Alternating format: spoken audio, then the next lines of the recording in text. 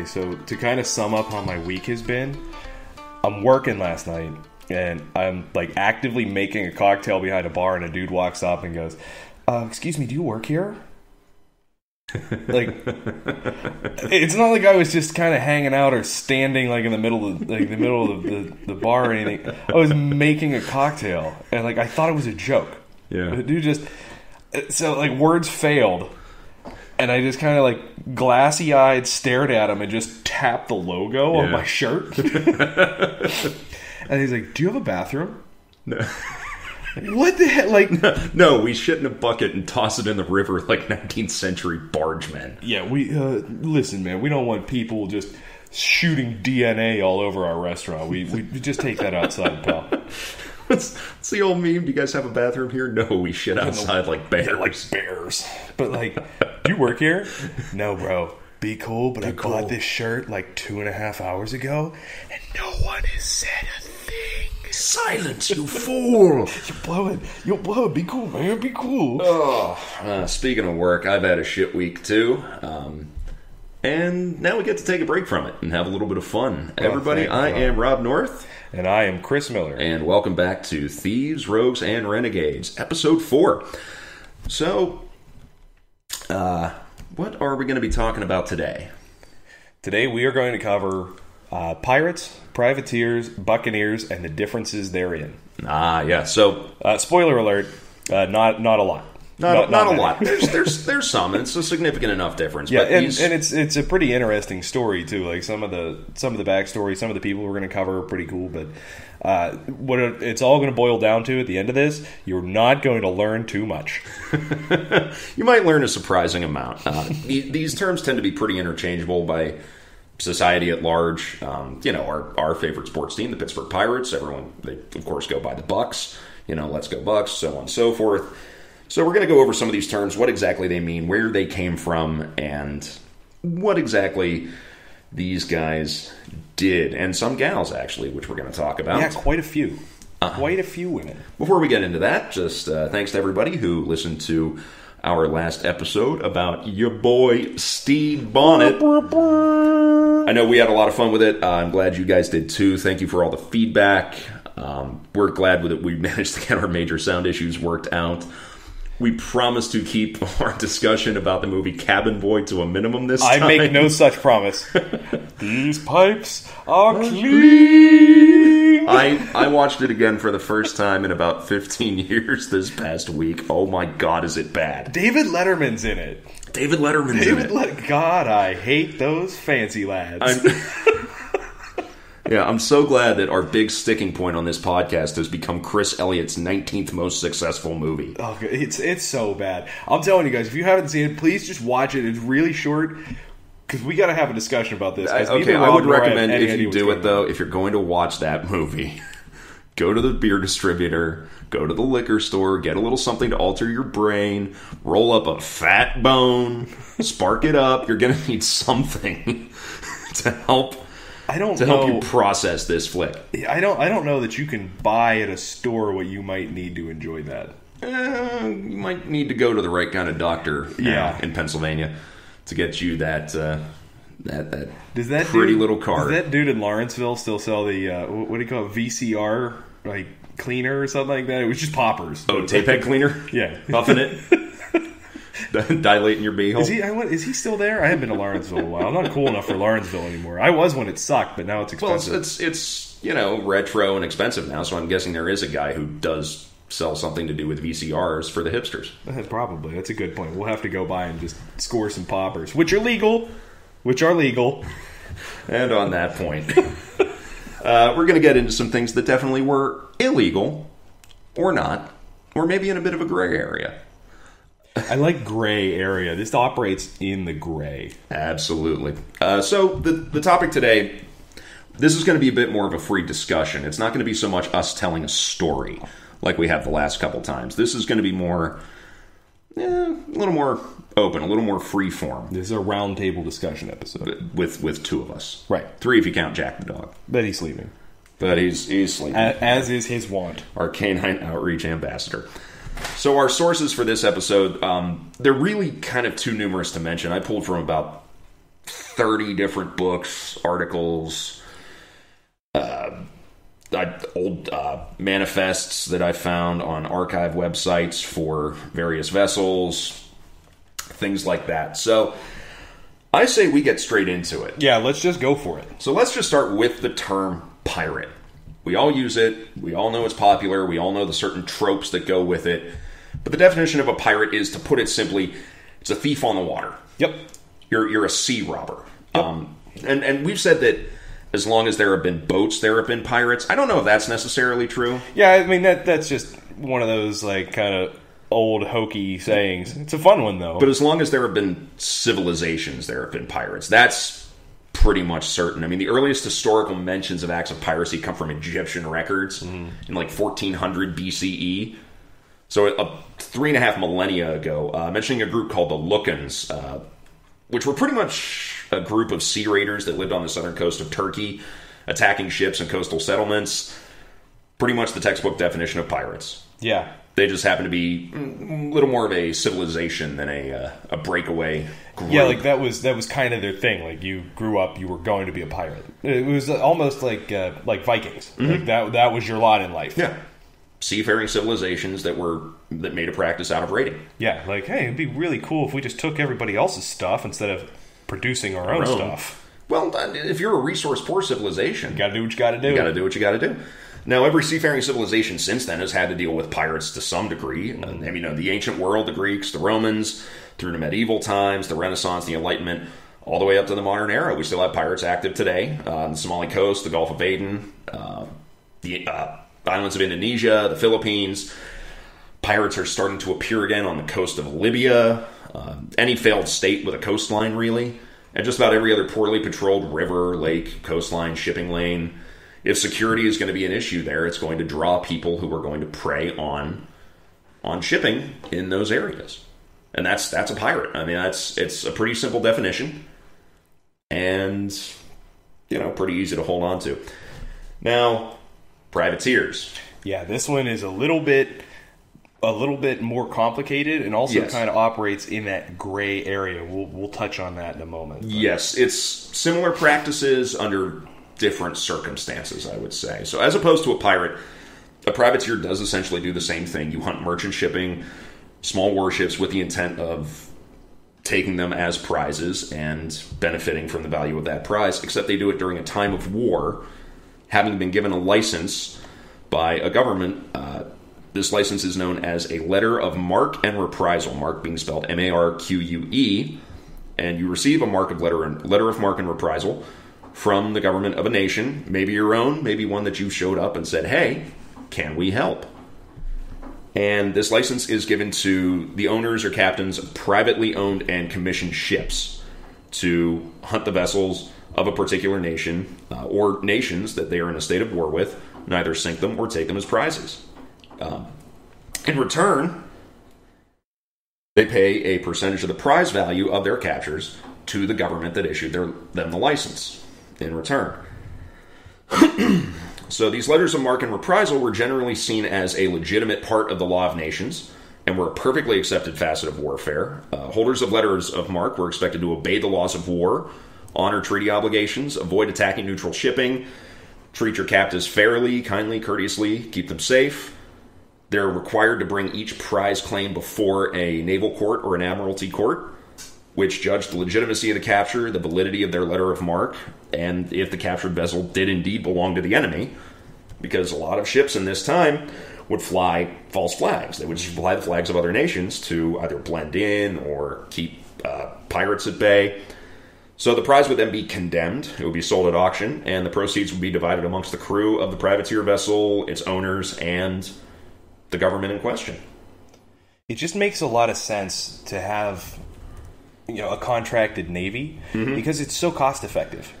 It is. Like, whenever you're dealing with... We'll get into that a little more in depth here in a minute, yeah, I think, because I have some notes about that. Yeah, I do as well. But it's a much cheaper way, especially like if you are empire building.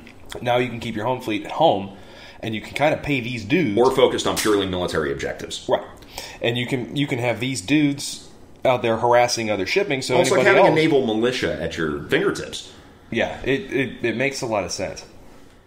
Now, we talked about it being an essentially legal part of international law and the laws of war. Now, privateers did occasionally run the risk of being tried as pirates when captured by the enemy. They could have their privateering licenses revoked by their government or their admiralty. They often didn't find out about peace treaties until after they happened. You would end up attacking quote-unquote friendly vessels. You're dealing with complicated matters of the legitimacy of these letters of marque, especially in the case of civil war. For example, the English government tried and hanged 8 privateer captains that James II issued with letters of marque from Ireland. And they said, well, we don't recognize the legitimacy of this nation. It's a breakaway nation. It's a rebel nation against our crown. You belong to us. You're part of the empire. We don't recognize the legitimacy of these letters of marque. So instead of a legitimate act of war, your attacks on these vessels are acts of piracy. It's time to dance the hempen jig. So where did privateering come from? It's possibly a practice that's thousands of years old. The earliest mention of something that looks like it could be privateering come from Chinese and Japanese records that go back as far as 1200 BCE. Mm-hmm. Now, those are a little vague. The mentions are a little vague, so we don't know if it's anything like the practice that we know today. Now, it definitely had its roots in the Middle Ages, for sure. We know this as a fact. It was used quite a bit then. As early as 1050 AD, the King of England, Edward the Confessor, had a practice that was somewhat like this. He organized the 5 primary English port towns, known as the Cinque Ports, into a confederation that was meant to, in times of conflict, provide ships, supplies, and men to the crown. Now, in return, these 5 towns received special privileges, such as freedom from duties and taxes on imports and exports, salvage rights, and the right to search other vessels at sea, essentially giving them legal carte blanche and allowing them to, by extension, commit legal acts of piracy. It's good work if you can get it. Henry III, a 13th century English king, issued a letter patent giving the Cinque Ports full control over their defenses in times of war a couple hundred years later, basically saying, hey, if you want to send ships out to raid the enemy, that's fine. Under your own control, at your own cost, cool. It's fine by us. 1295, the first official letter patent of marque and reprisal from the English crown, Edward I at this time, authorized merchant vessels to hunt the king's enemies in times of war in return for providing a portion of the prize money to the crown. And from this point, privateering as we know it began to develop throughout the following centuries in basically every place with an ocean and warring powers. So we have the Eastern Mediterranean, the Byzantines and the Turks are at war with the Venetians, the Sicilians, dozens of minor petty states, and these states were constantly hiring out their own merchant captains or even pirate vessels from these little pirate holdouts in the Greek islands and along the Balkan coasts to augment their naval forces in return for part of the value of the prizes. In the Baltic and the North Sea, you had the coastal German states, the Scandinavian nations. They were highly into the practice of privateering for centuries. And England and France both got into it because England and France fought how many wars? I think they're actually doing one right now. They all just kind of happen. No, that's Brexit. That's not a war yet. Give it time. This is how it starts. I believe in it. I believe that it might come down to it. They're going to miss Brie too much. So as nations became richer and more powerful, ships became faster, easier to arm. European nations are expanding beyond Europe. They're setting up colonies and trading posts abroad. The practice of privateering becomes even more common. By the Tudor period, it was a standard practice in times of war for just about every European power. I want to take a moment to focus on the reprisal part of the letter of marque and reprisal. At least in England, until 1620 is the year that the Pilgrims set sail on the Mayflower. You could only be issued with a letter of marque and reprisal if you could prove, and you had to apply for the letter of marque and reprisal. They weren't just offered. You had to go to the court and apply and prove that you'd taken some sort of financial loss at the hands of the people that the country was now at war with. Hence the reprisal part of that. Now, this process was abandoned in 1620, and when they realized, well, we can fudge that part of it. We can get rid of that part. Yeah, we'll just kind of skirt that a little bit. And then we get to the Elizabethan period. Yeah, this is kind of whenever it really takes off. Like, really? Yeah, it really cements. Privateering had already existed as a practice. Mm-hmm. Now it cements its effectiveness. Well, and also what starts to happen in this period is the governments themselves, the parliament, members of parliament, members of the high nobility, even Queen Liz herself started investing in privateering vessels. They had this long war, especially against Spain, that over the course of this, she invested tens of thousands of pounds from the royal coffers. Francis Drake. Yeah, that was the prime example. Pirate. She called him my pirate. She called him my pirate. So he takes this big circumnavigation expedition to not only start flying the English flag and start claiming lands for England, but also to nail down some Spanish treasure galleons. Mm-hmm. And that's exactly what he does. He captures the Cacafuego, the fire shitter. That's the direct translation. Which is a hell of a name for a ship. I want to know, how do you settle on that? Well, the full name of it was the Nuestra Señora de la Concepción. I don't exactly know where Cacafuego came from. But that's what she was. But it's in all the records as Cacafuego. This fire shitter. Hey, you know what? Let's just go with it. Let's just go with it. I'm sure it was for a good reason. It's got to have something in there. But in this expedition, she invested £3,500, which is hundreds of thousands of dollars in today's money, and 2 ships. Now, he captures these rich vessels. They return over 160,000 pounds on her investment. Now, that's 1.5 times the Treasury's entire yearly income for the Crown. This is a return of 4,700% on her original investment. Business is booming. So after this period, navies grow larger, they grow more professional, trading companies begin to take precedence over private expeditions. So the investments in privateers begin to move away from the nobility and more into the merchant class. Mm-hmm. And by the 18th century, swarms of privateers are now sailing from every significant port on a nation's coastline at the outbreak of war. And now the practice is in full swing.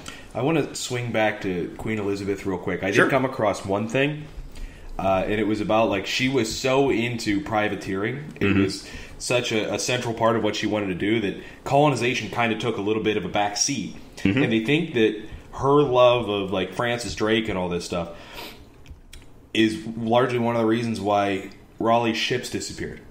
They Possibly, said that, yes. Yeah, that's why Roanoke disappeared, because they're just, the focus was elsewhere. Well, 2 reasons for that. One is her focus on privateering instead of exploration. Yes. 2 is the fact that when they were supposed to send this relief expedition originally to Roanoke, the War with Spain broke out. The war that led to the Spanish Armada. I just like that those two things kind of link together. And that we still have absolutely no idea what happened in Roanoke. No. None. I mean, they did it on American Horror Story. Post. That's it. Yeah, they did it on American Horror Story, and I think they really nailed it. I haven't seen it. Oh my god, I haven't seen it. I know I have to. I'll tell you what, the first 3 episodes, it's done like a true crime doc, and it's really good. Yeah, and then it's a reality show, and then it's not good at all. It's super weird. But Cuba Gooding Jr.'s in it. Everybody loves him. He's fantastic. But then he comes in playing him he was an actor, and now he's a bro. But he's wearing gold chains and shit, just so you know that he's the black guy. My god. Kathy Bates is in it. She dies 4 times. Don't watch it. Watch the first 3 episodes and then just stop. Because honestly, as a crime doc, it's pretty cool. I will be sure to take the time to check it out. Yeah, and just so you know which one the black guy is, he's the guy with all the gold chains, and he's really edgy, and he's not here for you. Good to know. Shit. Good to know. I'm so glad that in 2018 we're still producing television in 1972. Yeah, well, it's a good thing. So let's get into why a government uses privateers. Now, the simple answer, they are a force multiplier at little or no cost to the state. Mm. If you don't have a large navy, navies are hugely expensive to build and maintain. Put ships and assets out onto the water gives you a battlefield equalizer, especially against larger navies. Mm-hmm. And the state pays practically nothing to get these assets out there. Yeah, we talked earlier about the Royal William. Mm-hmm. and the British warship, ship of the line, built in 1719. It cost a little over 0.5% of the gross domestic product. Yeah. That's an incredible amount of money for a warship. 31,000 pounds, right? Mm-hmm. It was 31,000 pounds in 1719, which is a tremendous amount of money. That's huge. It's 0.6% of the GDP. For one warship. For one warship. So it makes a lot of sense to basically Uber your Navy. Mm-hmm. Well, let's look at one of the best examples of this, the Continental Navy during the American Revolution. Yeah. The Continental Navy and the state navies, and yeah, they did have state navies as well as the National Navy, were able to scrounge together throughout the entire course of the war 53 ships of varying size and effectiveness to fight the largest navy in the world. Now, the Royal Navy at this time had them outnumbered 14-1? If not more. And this is 53 ships over the course of the war, maybe 8 or 10 active on the ocean at any one time. Now, by comparison, the Continental Congress and the states all issued letters of marque. The number of letters of marque they issued were somewhere between, and these are the low and high figures, 2,639 and 2,848. That's almost 3,000 ships sailing from 13 colonies. That's insane. That's insane. And this is at very little cost to the Continental government. Yep. You basically have to pay the postage to get the letters of marque out there, essentially. Yeah. That's it. Everything else is private investment. Yep. It's private investment. And they pay you to do it. They pay you to do it. Yeah. So it makes a tremendous amount of sense. And we're saying, this portion of their hull goes to the government. Most of this is a pretty Jim Dandy deal. Yeah. Every letter of marque example that I could find online was normally about 75-25 or about 80-20 in favor of the privateer. Mm-hmm. So, which you would think wouldn't be the case. Just you think wouldn't be the case. Whenever you're talking about these monarchies, they loved everyone else's money. Yes, however, you have to make this a tempting investment. You have to make this a tempting deal. And if it's going to be a 50-50 split, well, they're sitting there going, okay, I'm sinking tens of thousands of dollars of my own money. With my own boat. With my own ship, and I have to do all the legwork. Well, for a 50-50 deal, you know what? I don't think so. 80-20, now we're talking a different story. Yeah, now we're talking. And, I mean, so yeah, 3,000 privateers in the Revolution alone. And if you have a large established navy, too, the practice of privateering can be a focus of your forces, because what it allows you to do, you let your privateers take care of attacking the enemy merchant shipping, and then you allow your actual naval ships to focus on purely offensive or defensive military goals, countering the enemy navy, supporting your army. In some cases, yes, you're hunting enemy shipping, but it allows you to focus your naval efforts. So some of these privateers would break blockades. Oh, yeah.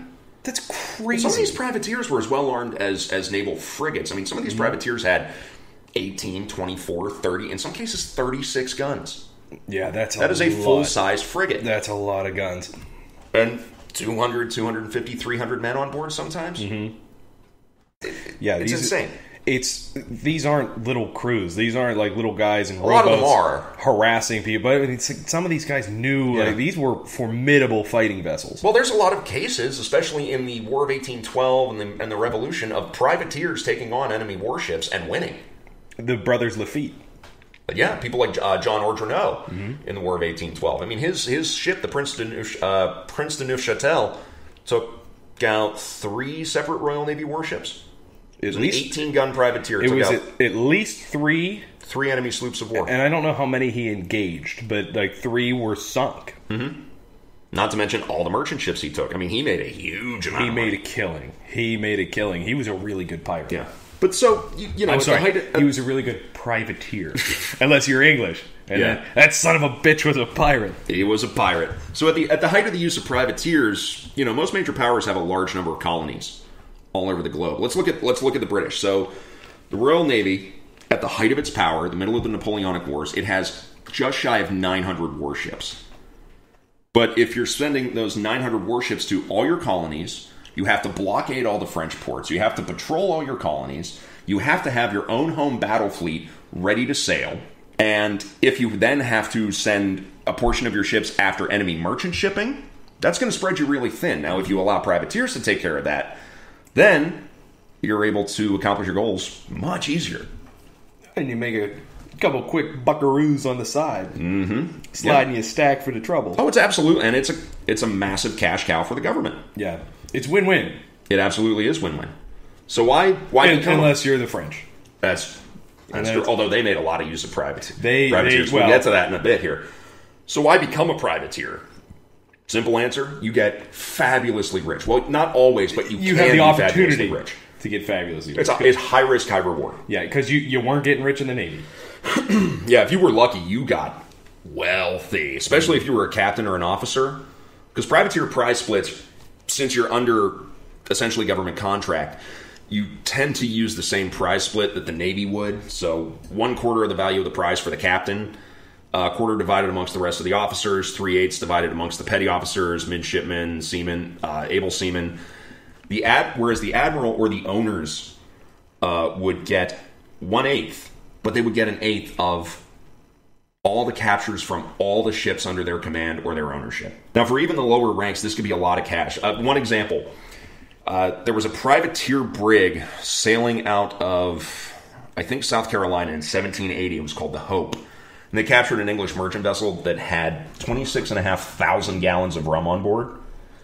It goes to the prize court.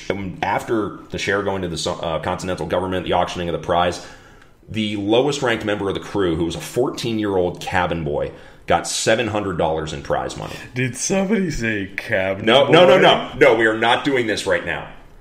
Save it. I make no promises. Save it. I make no promises. $700 in 1780 is $132,000 today.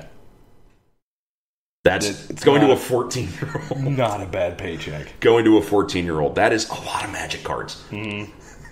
So by comparison, the average wage of a sailor in 1780, it was $6 a month.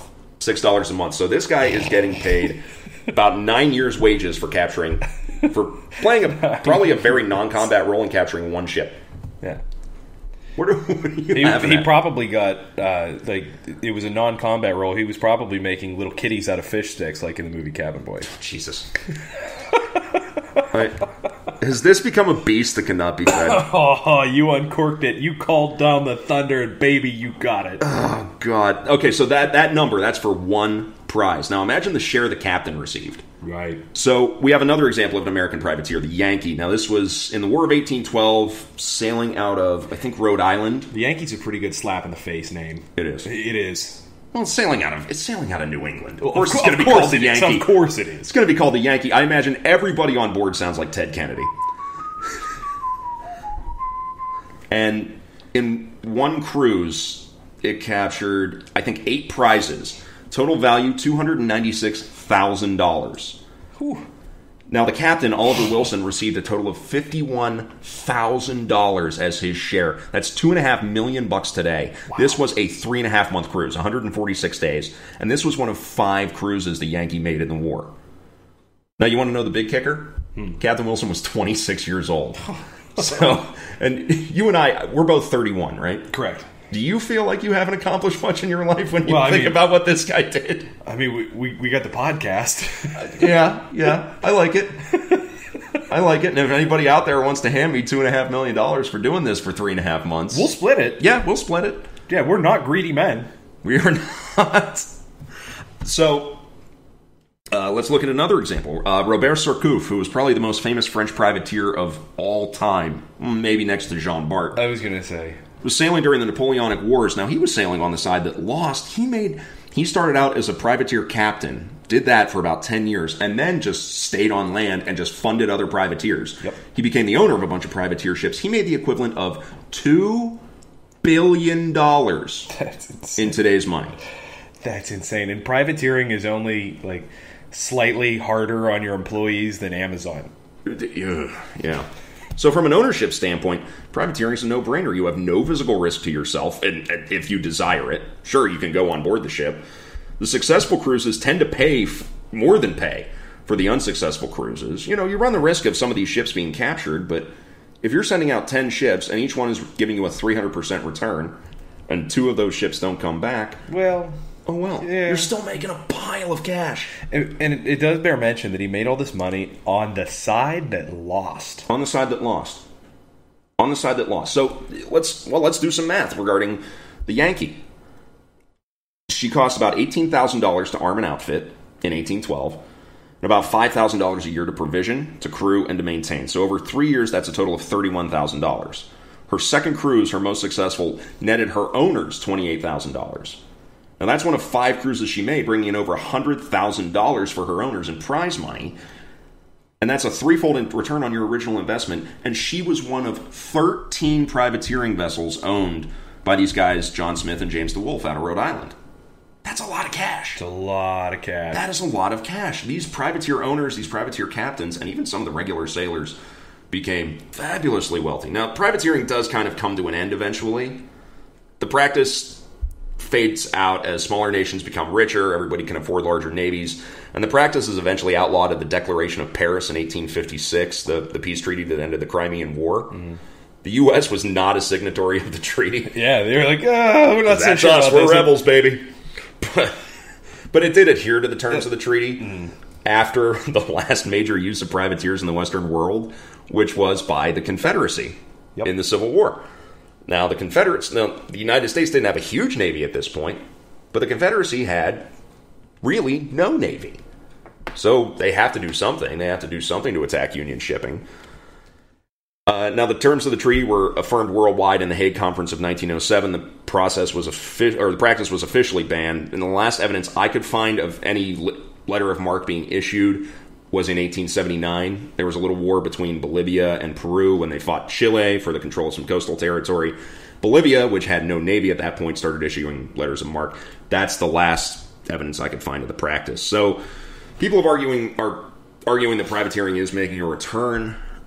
Now, during the World Wars, you had the arming of merchant ships as auxiliary cruisers, and lately you've had the emergence of private military companies that are taking to the sea. We had that conversation the other day.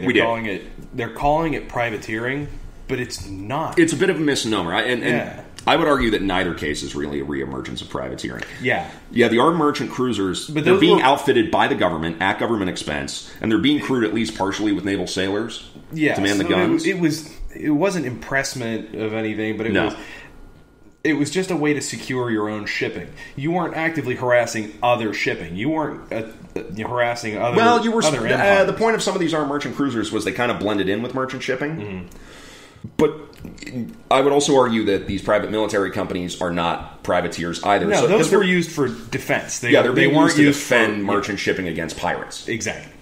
I don't think either practice really fits under privateering. So you have pirates, thieves at sea. You have privateers, legal thieves at sea during times of war. And according to the United States Constitution, Article 1, Section 8 states, Congress shall have power, and it goes on to say, to grant letters of marque and reprisal. And it's still in it. So there's still a chance for Rob and I to get our privateer on. Which, haven't people argued for the use of the law of that article?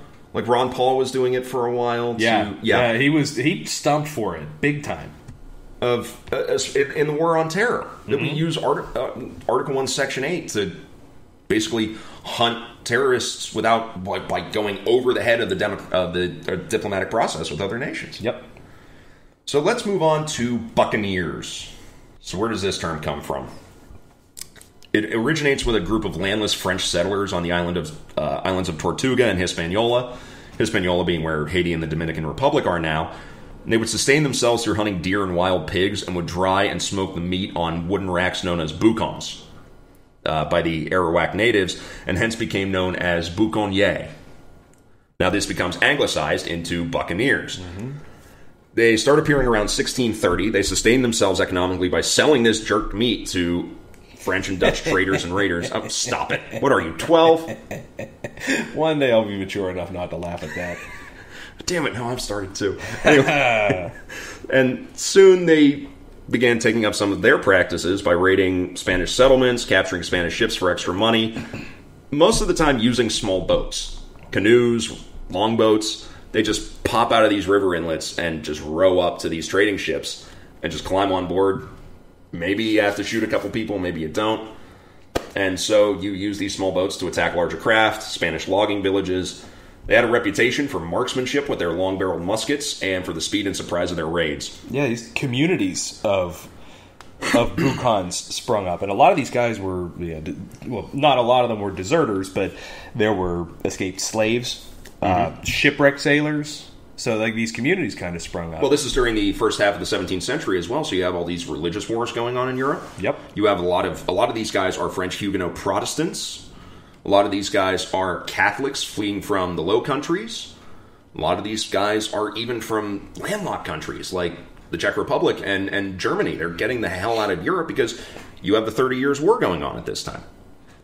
You have these huge religious wars that people are fleeing, and this is a time where that spark of adventure has been lit under Europe with the emergence of all these colonies.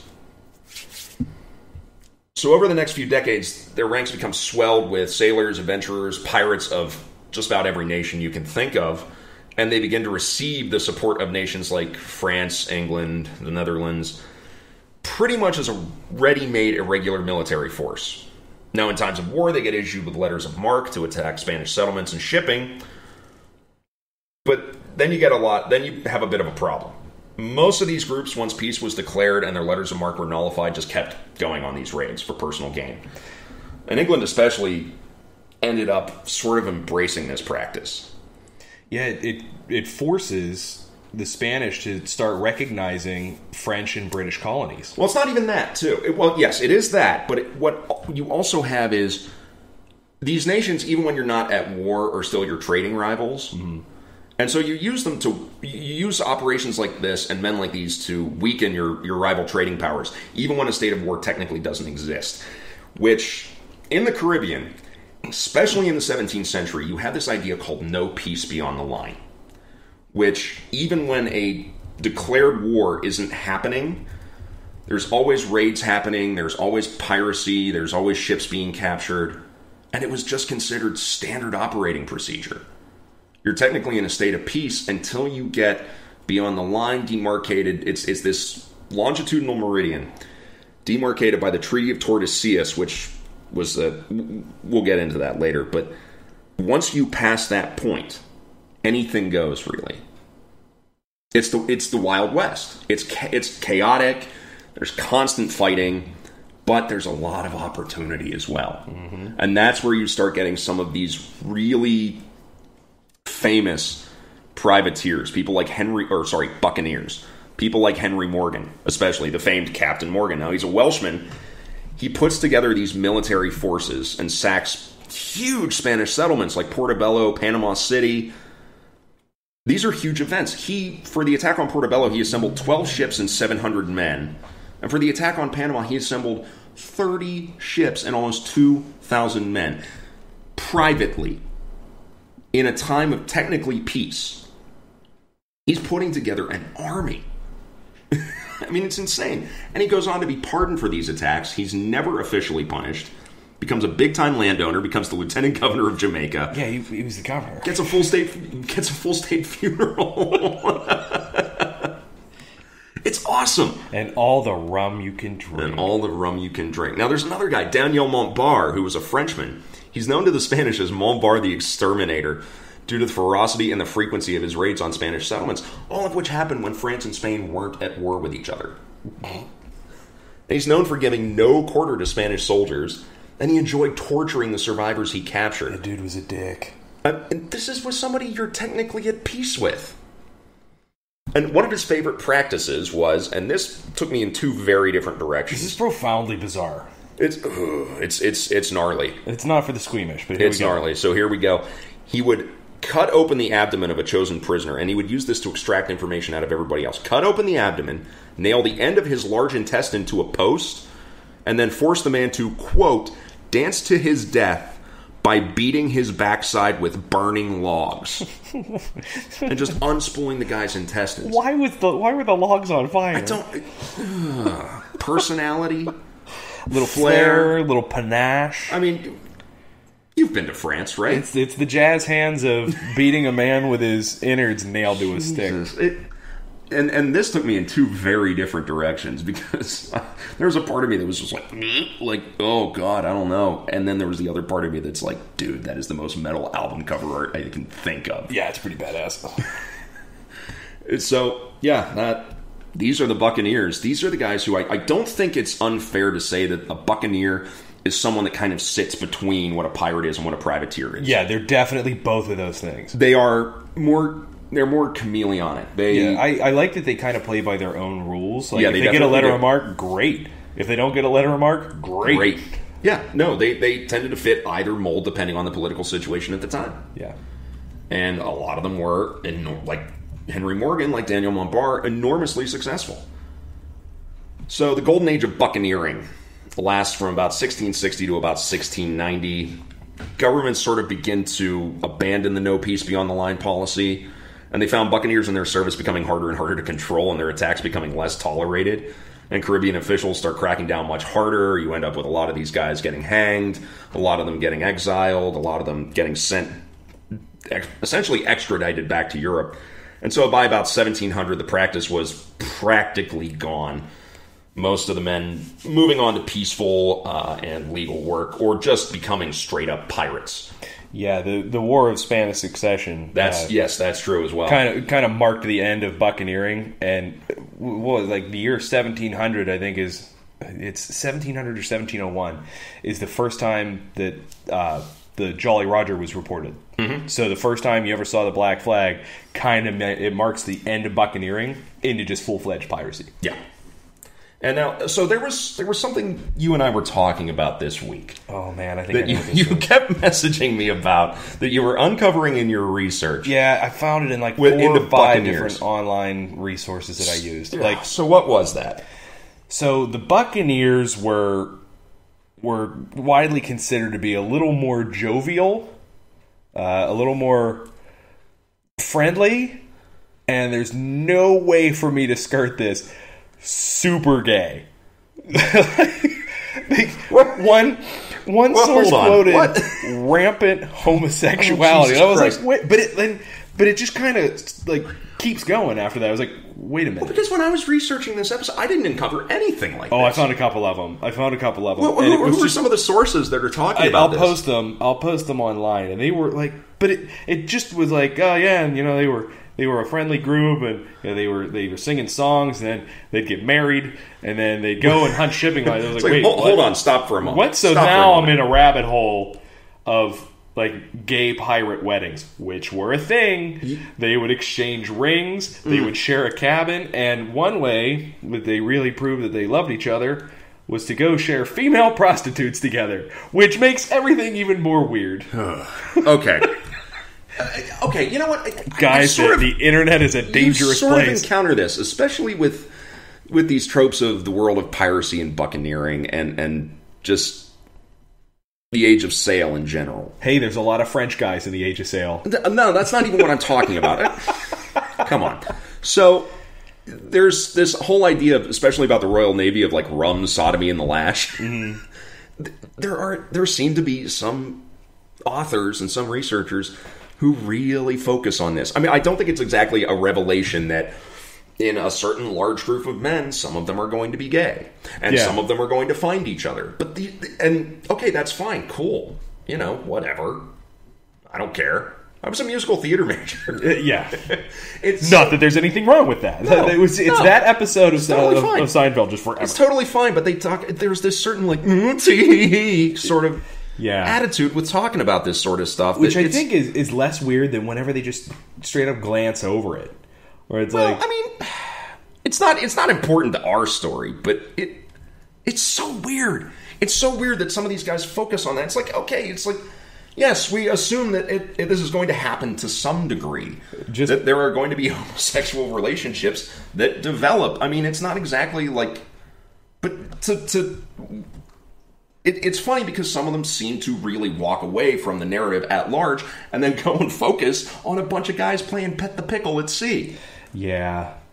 Like, I just don't understand why that was a big part. And then why I decided to just keep clicking links.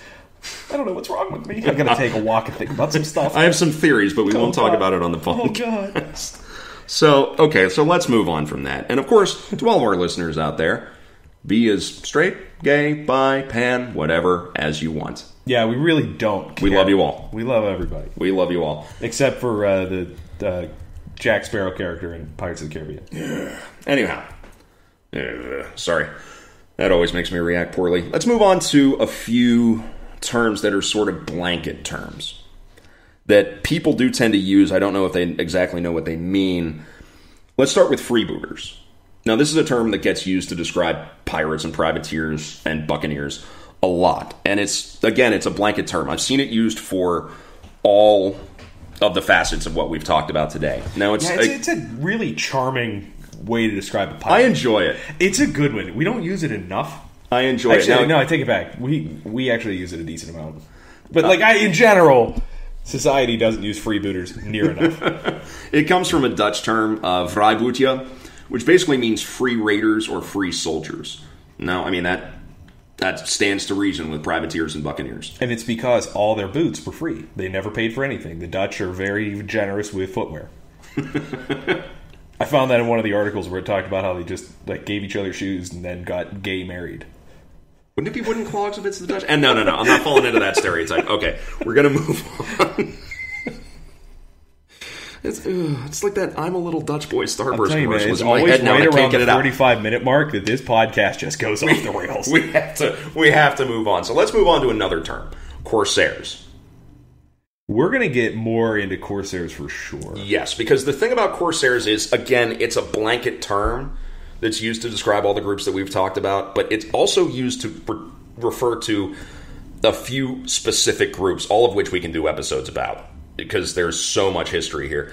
The first is going to be the French Corsairs. Now, the French Corsairs were a series of privateers that for a couple centuries, starting in about the 1520s, began sailing from France to raid Spanish settlements throughout the Caribbean, South America. They ranged pretty wide, and they were very, very good at what they did. Mm-hmm. And they were some of the first to capture Spanish treasure galleons. A lot of these guys became very rich, very famous. People like Jean Bart.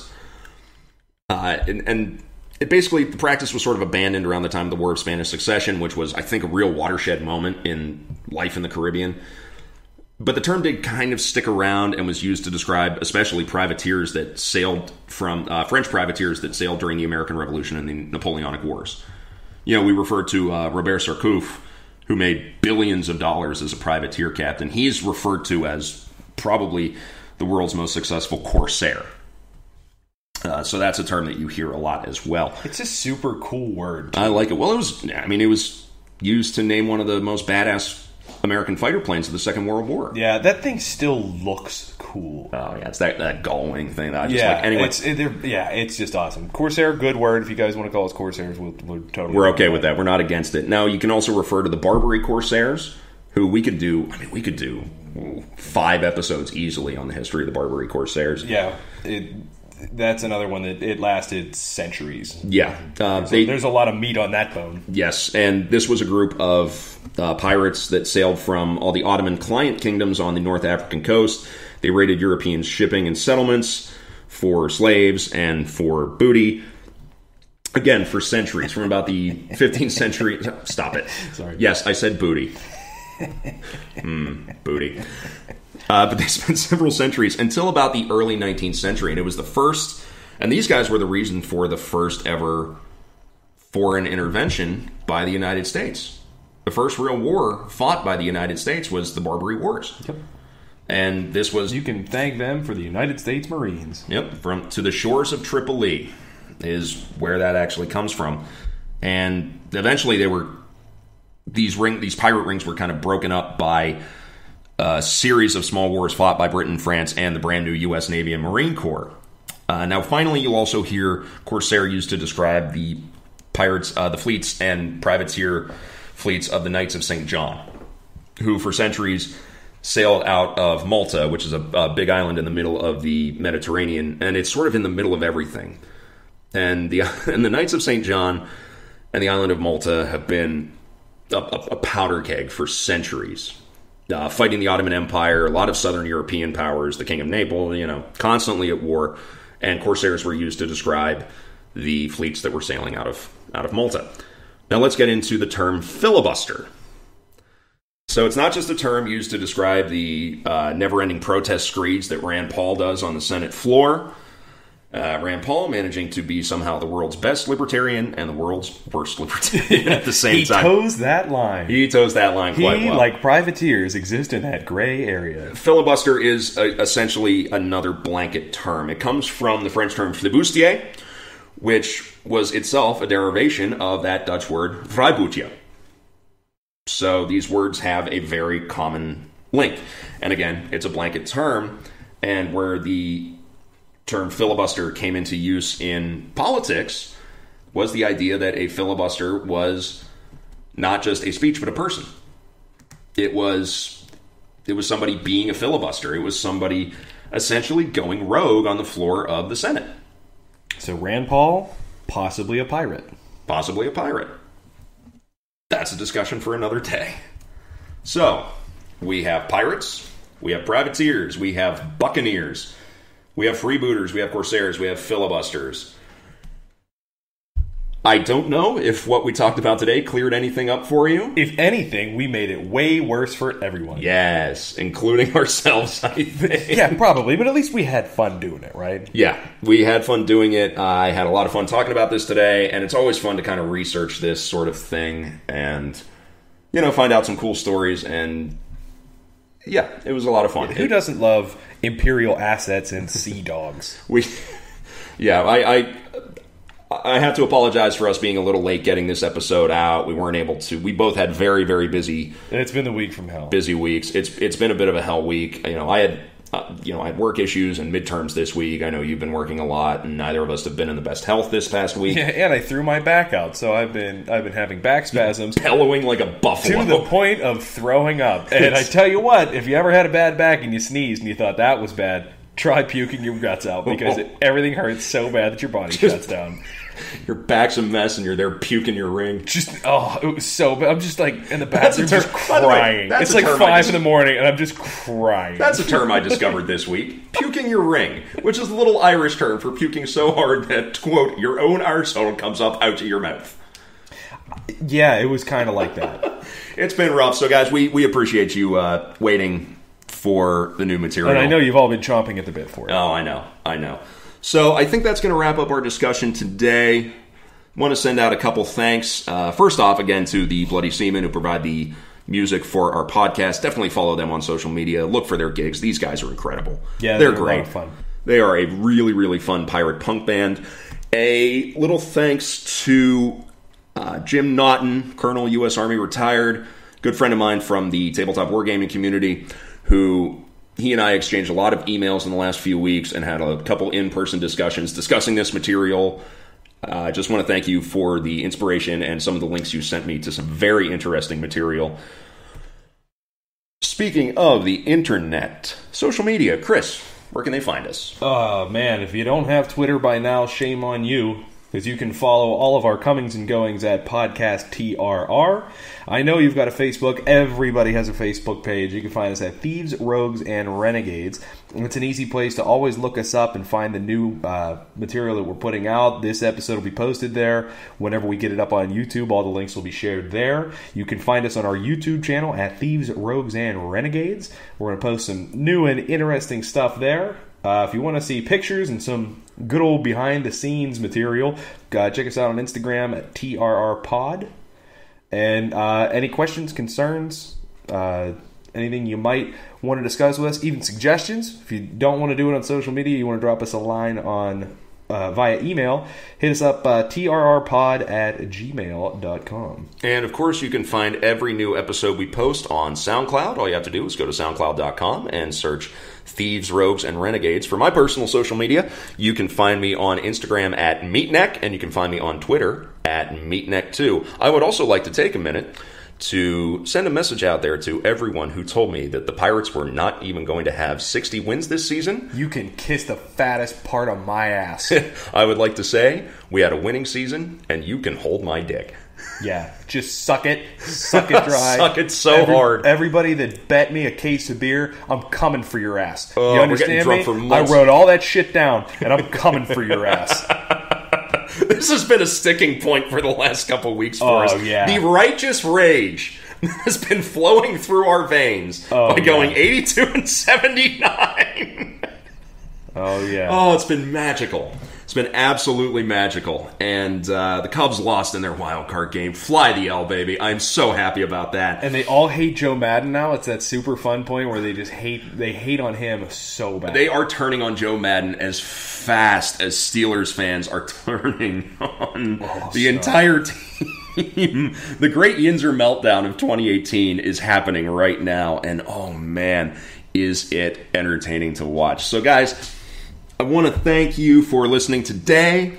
Next time, we're going to be stepping away from the world of pirates. We're going to be looking into the world of the thief and the rogue and the renegade, just not in the piratical sense. We're going to be stepping into the world of organized crime. And we're going to be looking at somebody who doesn't quite get a lot of the recognition that he deserves. A fellow named Meyer Lansky. Yeah, that should be a fun one.